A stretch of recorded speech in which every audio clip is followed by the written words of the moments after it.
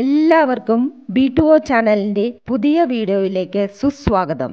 ഇന്ന് ഞങ്ങൾ നിങ്ങളെ പരിചയപ്പെടുത്തുവാൻ പോകുന്നത് കേരളത്തിലെ അതിപുരാതനവും ഒരുപാട് വിശ്വാസങ്ങളും ഐതിഹ്യങ്ങളും അത്ഭുതങ്ങളും പ്രത്യേകതകളും നിറഞ്ഞ ഒരു മഹാക്ഷേത്രത്തെയാണ്.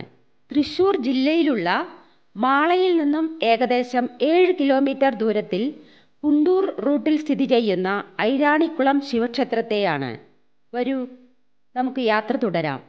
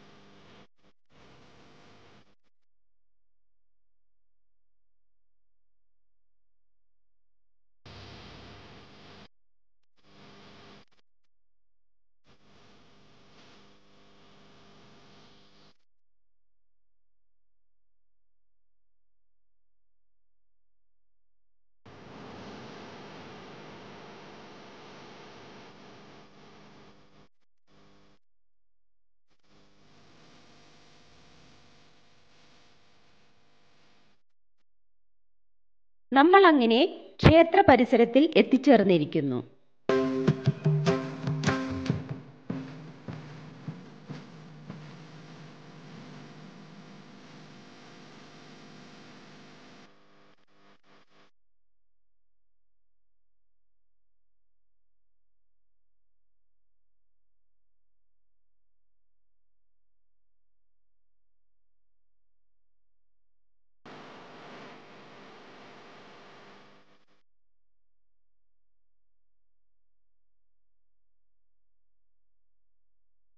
ഈ കാണുന്നതാണ് ഐരാണിക്കുളം ശിവക്ഷേത്രത്തിൻ്റെ പടിഞ്ഞാറേ നട.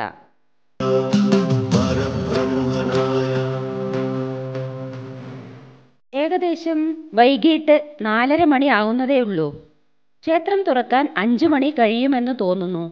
ഈ സമയം നമുക്ക് ഈ മഹാക്ഷേത്ര ഭൂമിയിലൂടെ ചുറ്റും ഒന്ന് നടന്നു കാണാം.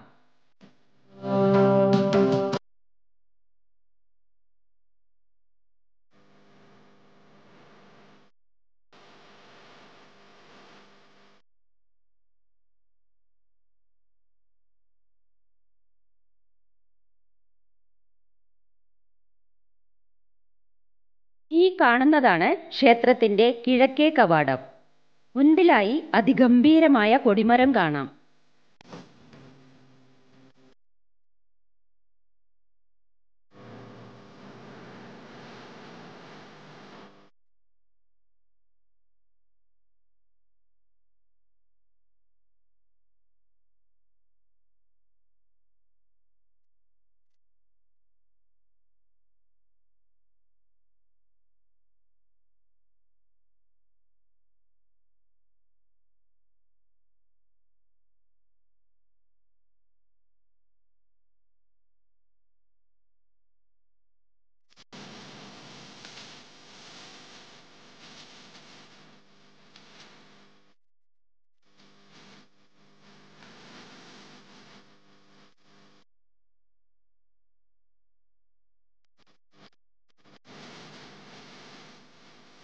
കൊടിമരത്തിന് തൊട്ടു മുൻപിലായി നന്ദി ഭഗവാനെ കാണാം. നന്ദി ഭഗവാനെ കാണുമ്പോൾ ഒരു പ്രത്യേക ഭാവത്തിലിരിക്കുന്നത് പോലെയുണ്ട്. എന്തായാലും സന്തോഷത്തിലല്ല ഇരിപ്പ്. അതിനു പിന്നിൽ ഒരു ഐതിഹ്യമുണ്ട്. അതിങ്ങനെയാണ്: സാക്ഷാൽ ശിവഭഗവാൻ ശിക്ഷ കൊടുത്ത് പുറത്തിരുത്തിയതാണ്. കാരണം പണ്ടിവിടെ വയലിലെ കൃഷിയെയും കർഷകരെയും എല്ലാം ഉപദ്രവം ചെയ്തതിന് ഭഗവാൻ കൊടുത്ത ശിക്ഷ എന്നാണ് വിശ്വാസം. ക്ഷേത്രത്തിലെ ഒരത്ഭുതം ഇതാണ്, ഈ കാണുന്ന ബലിക്കല്ല്. നിങ്ങളൊന്ന് സൂക്ഷിച്ചു നോക്കൂ, എത്ര വലിയ ബലിക്കല്ലാണിത്! ഇത്രയും അതിഗംഭീരവും അത്യപൂർവവുമായ ബലിക്കല്ല് വളരെ വിരളമാണ്. പുരാവസ്തു ഗവേഷകർ ഈ ബലിക്കല്ലിനെ മാത്രം പഠിച്ച് ഗവേഷണം ചെയ്യാറുണ്ട്. കാലപ്പഴക്കത്തിൻ്റെ സൂചനയെല്ലാം നമുക്ക് ബലിക്കല്ലിൽ കാണുവാൻ കഴിയും. ഈ ബലിക്കല്ലിൽ ബലിതൂകുവാനുള്ള കല്ലാണിത്. ആ കല്ലിൻ്റെ തന്നെ വലിപ്പം നിങ്ങളൊന്ന് നോക്കൂ. അപ്പോൾ നിങ്ങൾക്ക് ഊഹിക്കാം ഈ ബലിക്കല്ലിൻ്റെ ഉയരം.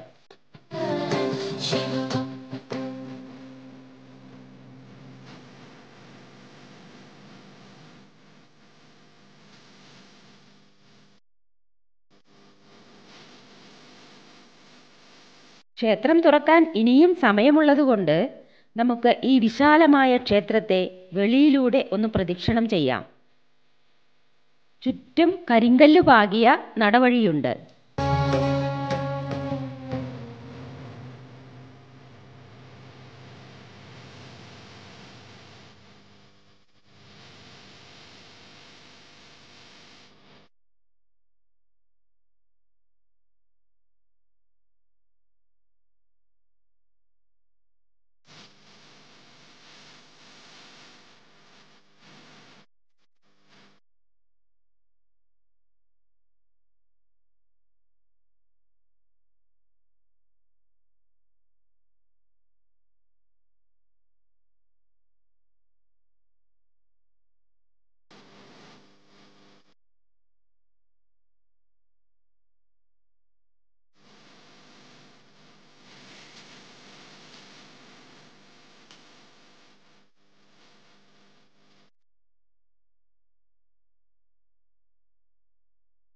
ഈ കാണുന്നത് ശാസ്താവിൻ്റെ സന്നിധിയാണ്.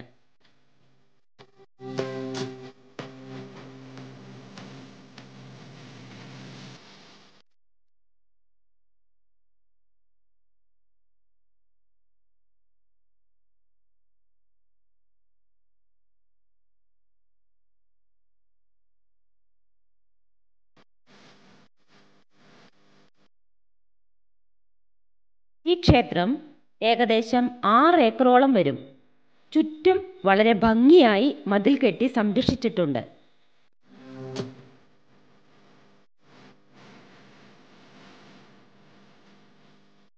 ഇതാണ് നാഗസന്നിധി.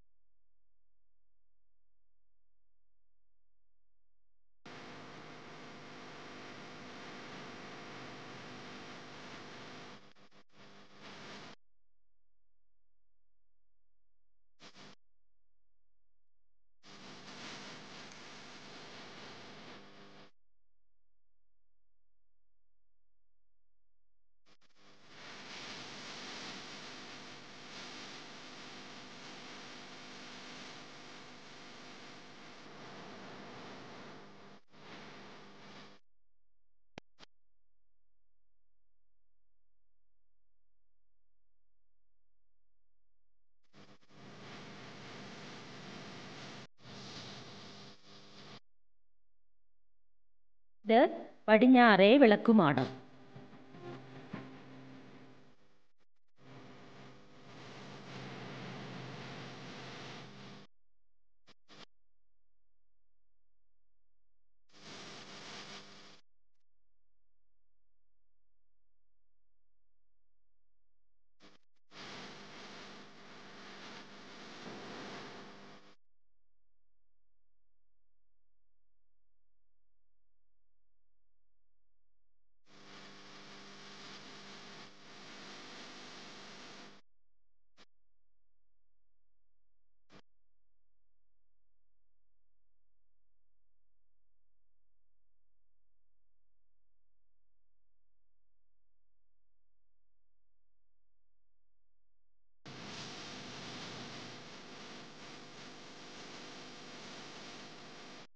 അങ്ങനെ ഒരു പൂർണ്ണ പ്രദക്ഷിണം കഴിഞ്ഞ് കിഴക്കേ നടയിലുള്ള ബലിക്കല്ലിന് സമീപമെത്തി.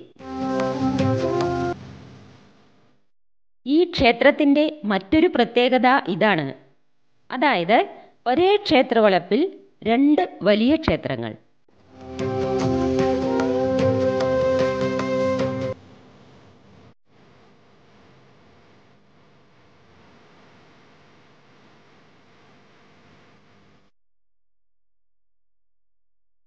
ഒന്ന് തെക്കേടത്തപ്പനും മറ്റൊന്ന് വടക്കേടത്തപ്പനും. ഈ കാണുന്നത് വടക്കേടത്തപ്പൻ ക്ഷേത്രമാണ്.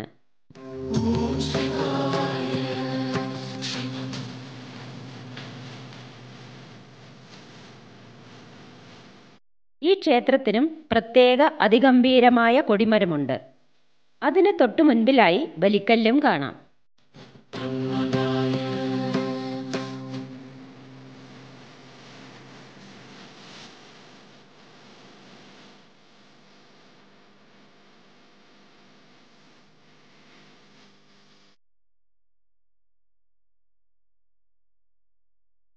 വടക്കേടത്തപ്പനെയും നമുക്കൊന്ന് പ്രദക്ഷിണം ചെയ്യാം.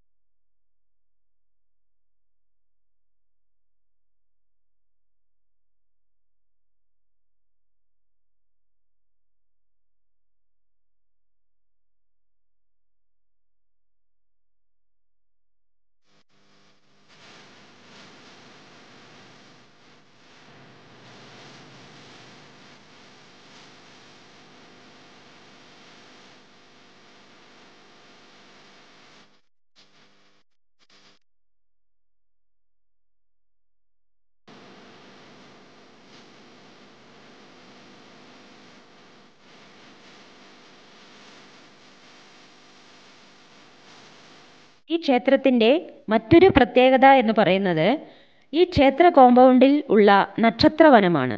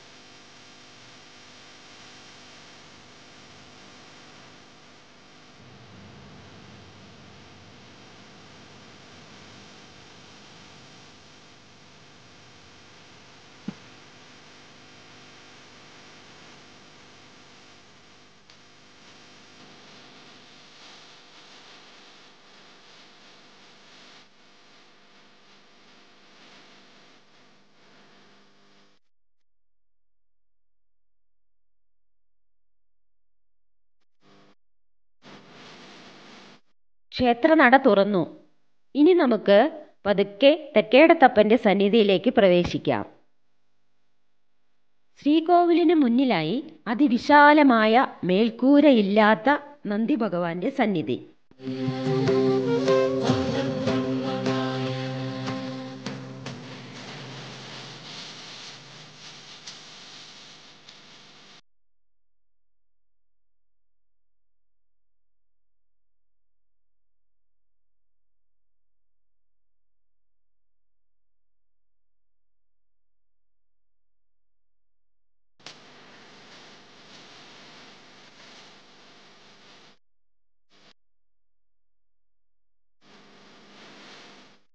ശ്രീകോവിലിൻ്റെ സോപാനത്തിലേക്കൊന്ന് നോക്കൂ. എത്ര ഉയരത്തിലുള്ള സോപാനം! അതിൽ ഭഗവാന്റെ രൗദ്രഭാവത്തിലുള്ള ശില്പത്തെയും കാണാം.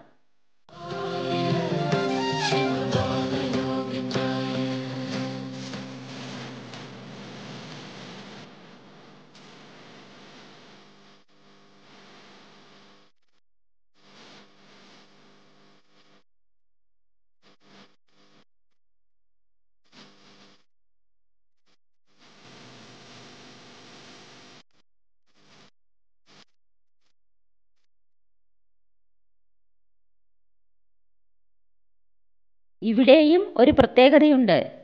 സാധാരണ എല്ലാ ക്ഷേത്രങ്ങളിലും സപ്തമാതൃക്കൾക്കൊപ്പം വീരഭദ്രനും ഗണപതിയും കാണാറുണ്ട്. എന്നാൽ ഇവിടെ ഒരു ഗണപതി വിഗ്രഹം കൂടി കാണാം. ഇതിനും ഒരു ചെറിയ ഐതിഹ്യമുണ്ട്. ഗണപതി ഇവിടെ ഒരു കാവലാൾ രൂപത്തിലാണ്. ഈ ക്ഷേത്രത്തെ സമുദ്രത്തിൻ്റെ തിരമാലകളിൽ നിന്നും സംരക്ഷിക്കുന്നതിനായി കാവലാൾ രൂപത്തിൽ ഇരിക്കുന്നു എന്നാണ് വിശ്വാസം.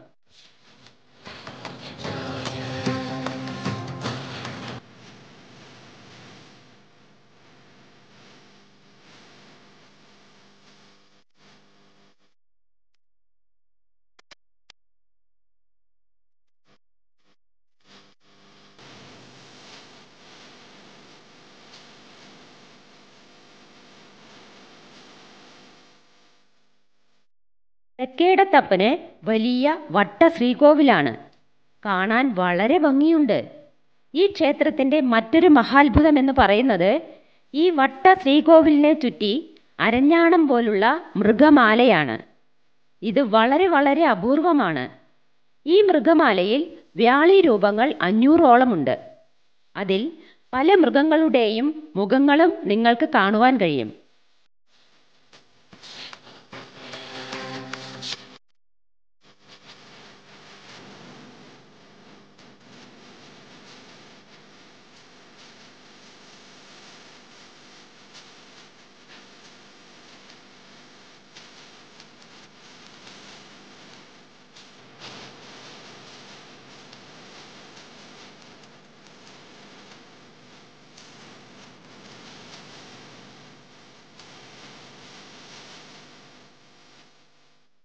പിന്നെ മറ്റൊരു പ്രത്യേകത, ഈ ശ്രീകോവിലിനുള്ളത് ഇരട്ട തട്ടുകളാണ്.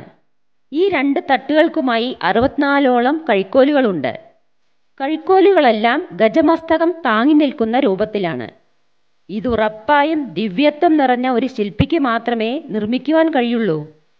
അതെ, ഈ സൃഷ്ടിയുടെ കർത്താവ് പെരുന്തച്ഛനാണ് എന്നാണ് കരുതപ്പെടുന്നത്. തികച്ചും ഒരു ചരിത്ര വിസ്മയം തന്നെയാണ് ഈ മഹാക്ഷേത്രം.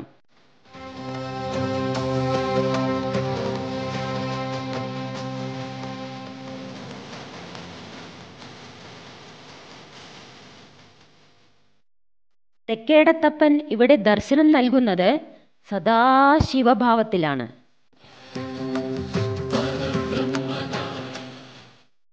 ഈ തീർത്ഥവാരിക്കുമുണ്ട് ഒരു പ്രത്യേകത. തീർത്ഥവാരിയെ താങ്ങി നിർത്തുന്നത് അപസ്മാരൻ എന്നാണ് വിശ്വാസം.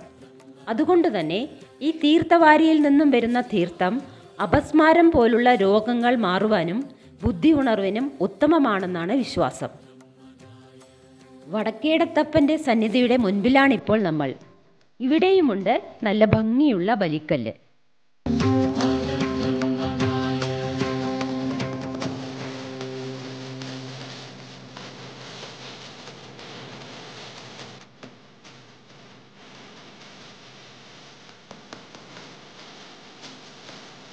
ഇനി നമുക്ക് ക്ഷേത്രത്തിനകത്തുള്ള കാഴ്ചകൾ കാണാം. വടക്കേടത്തപ്പൻ്റെ പ്രത്യേകത എന്ന് പറയുന്നത് നല്ല ഭംഗിയുള്ള ചതുര ശ്രീകോവിലാണ്. ശ്രീകോവിലിന് ചുറ്റും ചെറിയ മൃഗശില്പങ്ങളുമുണ്ട്. ഈ കാണുന്നത് സുന്ദരയക്ഷി സന്നിധി.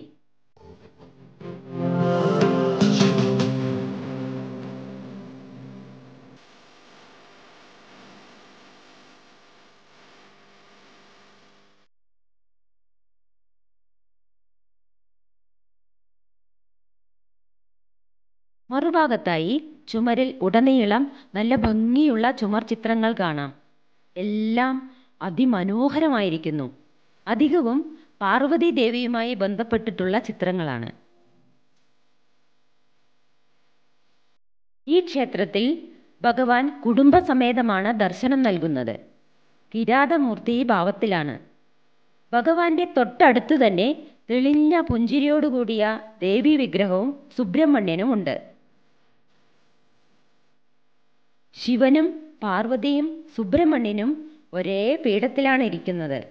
മൂന്നും പഞ്ചലോഹ വിഗ്രഹങ്ങളാണ്. കിരാതമൂർത്തി ഭാവത്തിലുള്ള ശിവന് മാത്രമേ വിഗ്രഹങ്ങൾ പാടുള്ളൂ എന്നാണ് കേരളീയ ആചാരം. കേരളത്തിൽ മറ്റൊരു സ്ഥലത്തും ശിവന് ഇതുപോലെ വിഗ്രഹമില്ല. ഇതാണ് ഇവിടുത്തെ മറ്റൊരു പ്രത്യേകത. എന്നാൽ നമ്മൾ മുൻപ് കണ്ട തെക്കേടത്തപ്പൻ ക്ഷേത്രത്തിൽ ലിംഗമാണ് പ്രതിഷ്ഠ. ഇത് മണൽ കൊണ്ട് തീർത്തതാണെന്നാണ് ഐതിഹ്യം. അതുകൊണ്ട് തന്നെ അഭിഷേകം പാടില്ല എന്ന ചിട്ടയുമുണ്ട്.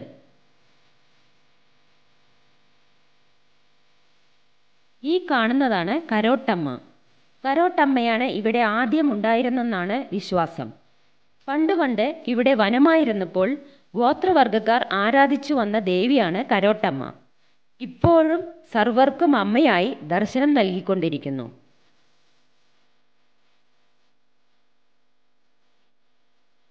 ഈ അമ്പലത്തെക്കുറിച്ചുള്ള മറ്റു വിശേഷങ്ങൾ നാരായണൻ തിരുമേനിയിൽ നിന്നും നമുക്ക് കേൾക്കാം. ഈ അമ്പലത്തിൻ്റെ ഐതിഹ്യം എന്ന് പറഞ്ഞാൽ വളരെ നന്നായിരുന്നു. ഇത് 108 ശിവാലയങ്ങളിൽപ്പെട്ട ഒന്നാണ്.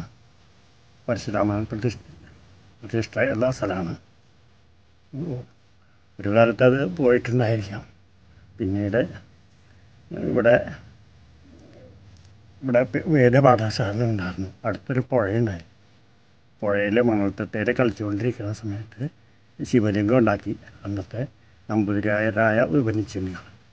അത് തട്ടിയപ്പോൾ പോയില്ല. അങ്ങനെ അന്ന് പരശുരാമ പ്രതിഷ്ഠ ഉണ്ടായിരുന്ന കാരണം കൊണ്ട് അത് ഇവിടെ പ്രതിഷ്ഠിച്ചു.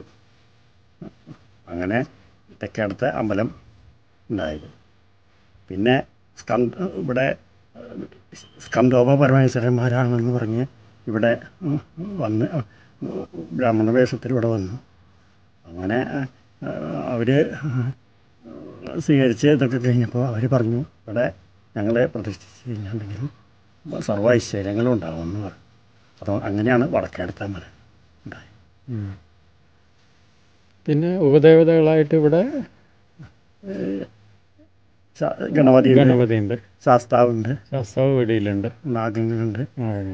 കരോട്ട് ഇത് പണ്ടേ അതിന് മുമ്പേ ഉള്ള ഒരു ക്ഷേത്രമാണ്. കരോട്ട് ക്ഷേത്രം അത് ആദ്യമേ തന്നെ ഉള്ള ക്ഷേത്രങ്ങളിൽ ഒന്നാണ്. ഓക്കെ. പിന്നെ ഇതിൻ്റെ താഴെയായിട്ട് ഒരു വിഷ്ണു ക്ഷേത്രമുണ്ട്. ഇതിനോട് അനുബന്ധപ്പെട്ടിട്ടുള്ള. പിന്നെ ഇവിടുത്തെ വിശേഷങ്ങളെ കുറിച്ച് പറയുകയാണെങ്കിൽ മെയിൻ വിശേഷം ധനുമാസത്തിലെ തിരുവാതിര ഉത്സവം ധനുമാസത്തിലാണ്. തിരുവാതിരയാണ് ആറാട്ട്. പിന്നെ ശിവരാത്രി സാധാരണ പോലെ അതുപോലെ തന്നെ. ഓക്കെ, വളരെ നന്ദി തിരുമേനി. ഈ ക്ഷേത്ര ദർശനം നടത്തുക എന്നത് ഒരു മഹാഭാഗ്യമാണ്. അത്തരത്തിലുള്ള ഒരു മഹാഭാഗ്യം നമുക്ക് കിട്ടിയിരിക്കുന്നു. അത് നിങ്ങളിലും എത്തിക്കുമ്പോൾ ഞങ്ങൾക്കും വലിയ സന്തോഷം. നിങ്ങൾക്കും ഈ ക്ഷേത്രം ദർശിക്കുവാനുള്ള ഭാഗ്യമുണ്ടാകട്ടെ എന്ന് പ്രാർത്ഥിക്കുന്നു. ഇത്രയും നേരം നിങ്ങളുടെ വിലയേറിയ സമയം ഈ വീഡിയോ കാണാൻ ചിലവഴിച്ചതിൽ നിങ്ങൾക്കെല്ലാവർക്കും വടക്കേടത്തപ്പൻ്റെയും തെക്കേടത്തപ്പൻ്റെയും കരോട്ടമ്മയുടെയും അനുഗ്രഹം എന്നും എപ്പോഴും ഉണ്ടാകട്ടെ എന്ന് പ്രാർത്ഥിക്കുന്നു. നന്ദി, നമസ്കാരം. ഓം നമഃ ശിവായ. ലോകാ സമസ്ത സുഖിനോ ഭവന്തു.